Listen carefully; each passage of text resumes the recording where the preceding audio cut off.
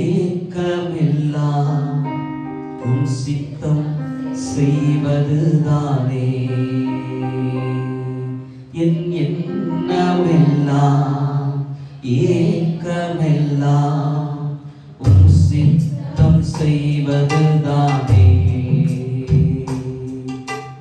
எஜமானனே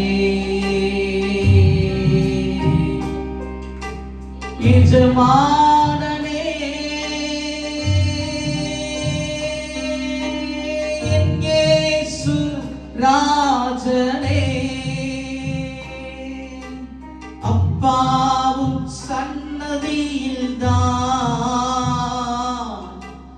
அகமகிழ்ந்து கனி கூறுவேன். அப்பாவும் சன்னதியில்தான் மகிழ்ந்து களி கூறுவேன். எப்போது உம்மை காண்பேன், எப்போது உம்மை காண்பேன். ஏங்குதையா என் இதயம், ஏங்குதையா என் இதயம். எஜமானனே எஜமானனே என் இயேசு ராஜனே, உமக்காகத்தான் வாழ்கிறேன், உம்மைத்தான் நேசிக்கின்றேன்.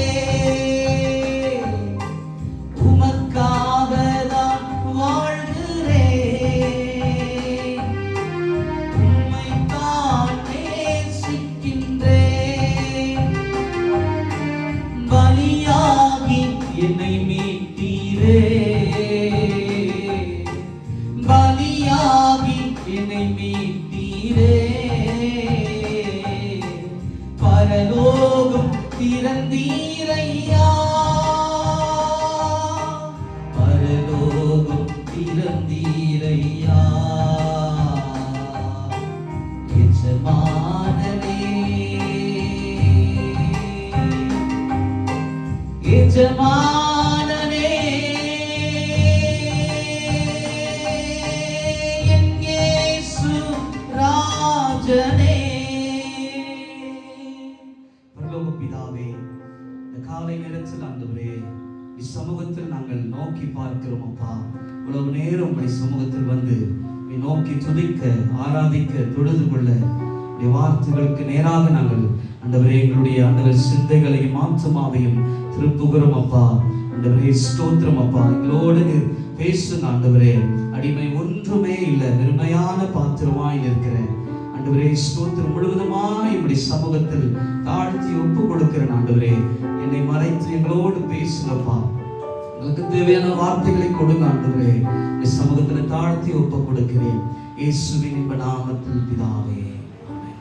ஹல்லேலூயா, ஹல்லேலூயா, ஹல்லேலூயா, ஹல்லேலூயா. ஆண்டவராகிய இயேசுவின் நாமத்தில் இந்த காலை நேரத்தில் திரும்பமாக உங்களை வாழ்த்துகிறேன். இந்த நாளை பெந்தகோஸ்தே என்னும் நாளாக உலகமெங்கும் அனுசரிக்கிற ஒரு நாளாக பார்க்கிறோம். ஆமென், ஹல்லேலூயா. எல்லா நாடுகளிலும் இந்த சண்டே மார்னிங் சர்வீஸ் வந்து பெந்தகோஸ்தே நாள் என்று சொல்லி, ஆதி அப்போஸ்தல காலங்களிலே கர்த்தருடைய ஆவியானவர் ஒரு நாளிலே வானாதி வானத்திலிருந்து இறங்கி வந்தார். ஆமென். அந்த ஆவியானவர் சபையின் மீது ஊற்றப்பட்டார், ஜனத்தின் மீது ஊற்றப்பட்டார்.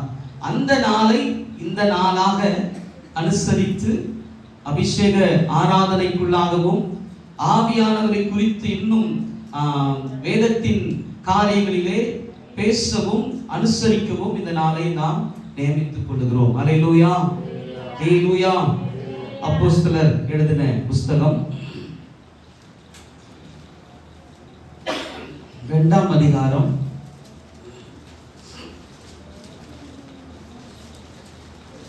1ஆம் வசனத்தை படியுங்கள்.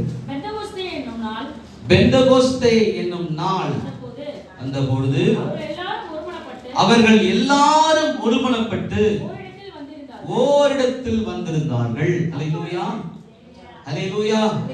பெந்தகோஸ்தே என்னும் நாள் வந்த பொழுது கர்த்தருடைய திட்டம், தேவனுடைய சித்தம், இந்த உலகத்தில் ஆண்டவராகிய இயேசு இந்த உலகத்தில் வந்து 3.5 வருடம் தேவனுடைய ஊழியத்தை செய்து பல அற்புத அடையாளங்களை செய்து தேவன் யார் என்பதை அவர் மூலமாக வெளிப்படுத்தி ஜனங்கள் எல்லாம் ரட்சிப்புக்குள்ளாக மாறுபடியாகவும் பிதாவாகிய தேவனை தன்னுடைய உள்ளாக ஏற்படுத்தி ஜனங்கள் அறிந்து கொள்ளத்தக்கதாக அவர் வழிநடத்தி வந்தார்.